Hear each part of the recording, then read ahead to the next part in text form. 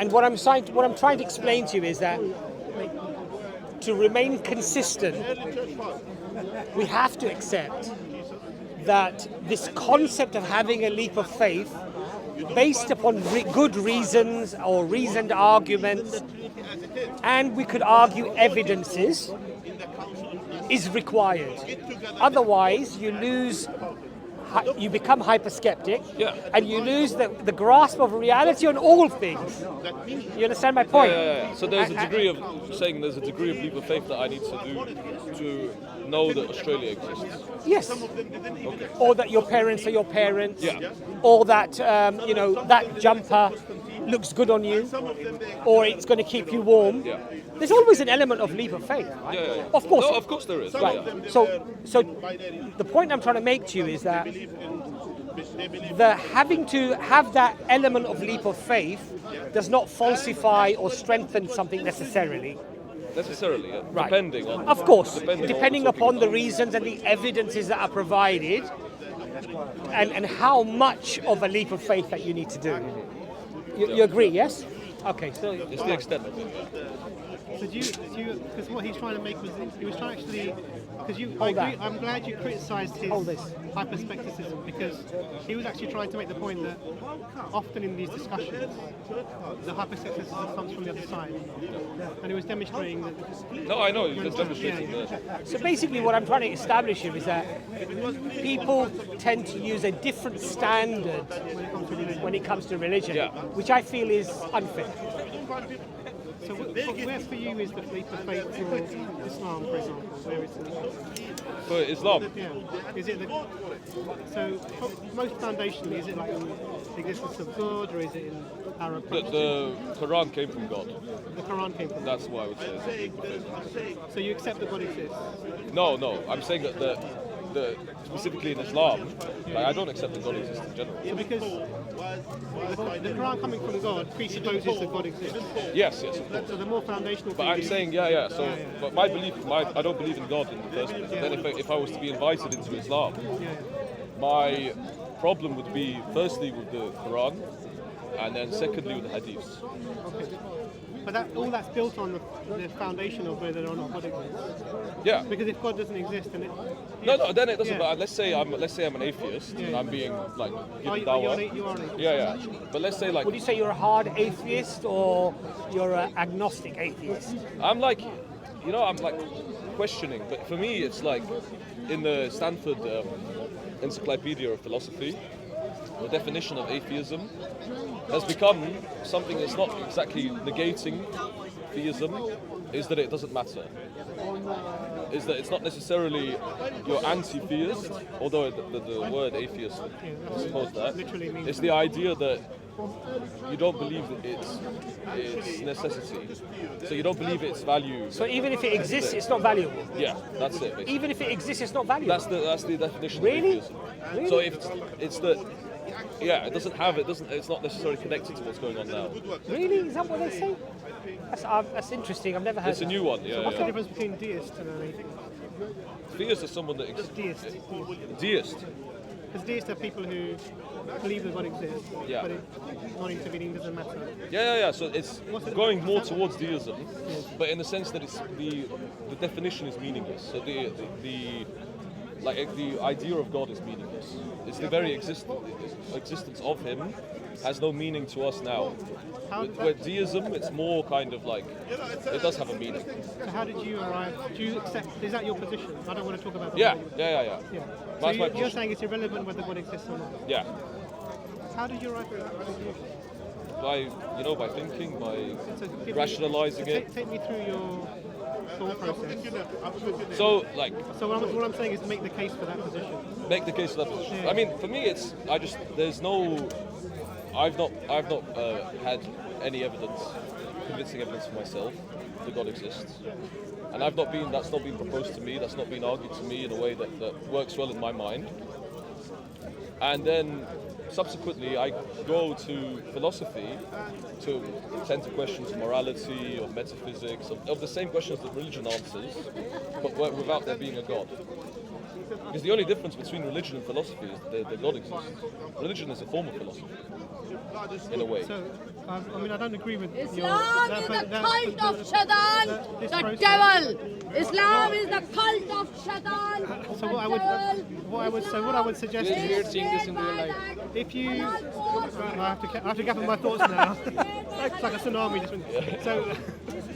How's that warm? Look at it. Good, it's good. It's good, isn't it? Yeah. So Hold it in the other hand, so you get both that hand. Thank you. We want you to be comfortable so we have a long discussion. that's all right. Because the problem I have is with this, because the thing that you said was that it doesn't matter whether there is a God or not. Now, one of the problems I have with that is that how do you answer those fundamental questions? You said you can turn to philosophy, but there's already an assumption about you as an entity already within that. That you're a being that has rational thoughts that are truth determining. All of these things are presupposed in that. And I would say that if you don't believe that God exists, the alternative is to find a natural explanation. What an idiot! What an idiot! In a sense, yeah. I mean, yeah, I am. But it's just like I don't.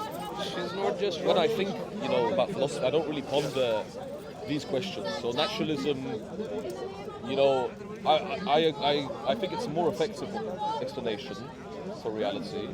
But I also, in the sense that my definition of atheism that it's meaningless is that when I think about myself, I don't connect it to the beginning of the universe. I understand. So I don't connect it to where arguments from God would come from. But this is the thing that I'm saying. So in being somebody who answers the big questions of life that are coming to you, morality, etc., from philosophy, that presupposes that you are a being that has inherent qualities. Yeah, consciousness, that you have the ability to be rational, determine truth.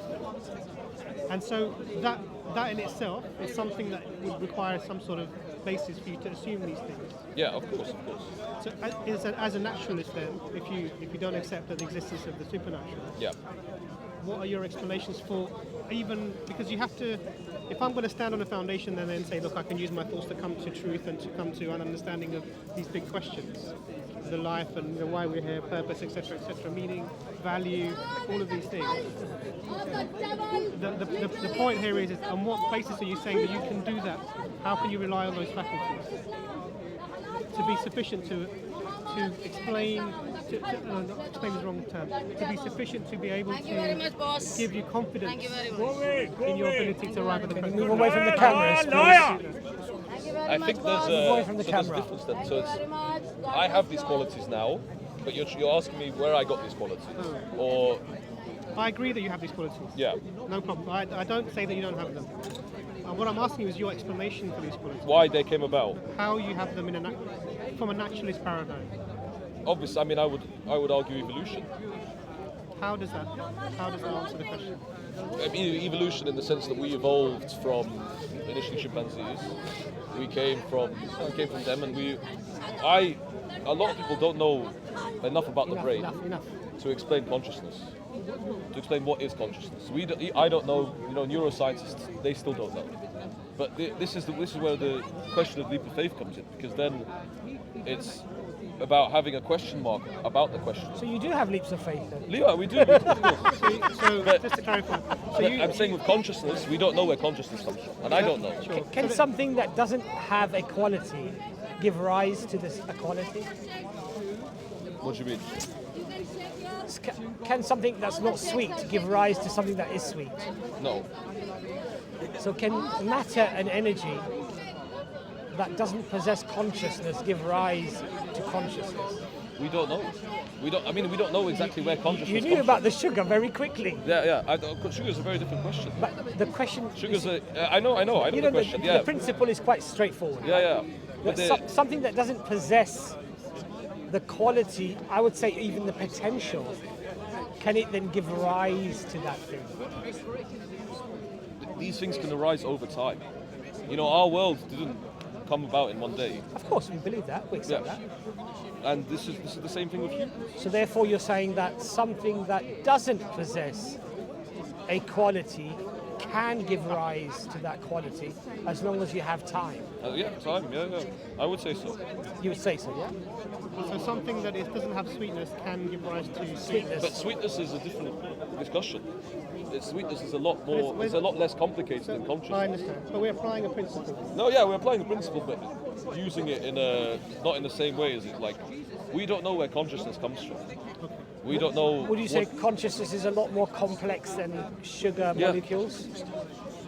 Exactly. Do you see my point? I see your point. So, yeah. so what I'm saying is that when we feel something incredibly simple cannot give rise to something if it doesn't possess the qualities, yet what you're arguing is that something that is far more complex than the sweetness can actually be given, can come out. Sorry.